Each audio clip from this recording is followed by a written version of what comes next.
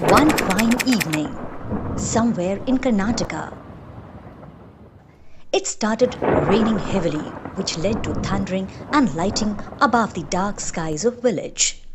Continuous thundering and lightning caused a massive electricity failure in the village. Everyone in the village started panicking given the situation. One boy in particular got extremely upset as he cannot study for his exam next morning. So he got out of his house to search for a solution.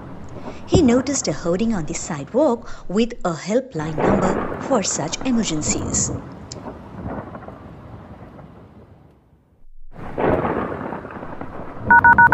Welcome to Bescom. How may I help you? There is an electricity failure in my village. Please help us. We have registered your complaint. We'll help you soon. Helpline agents registered his complaint and immediately a GPS-enabled vehicle arrived to fix this issue. They found out that power cut was caused due to a transformer failure near the village. They quickly reached the spot and restored the village electricity.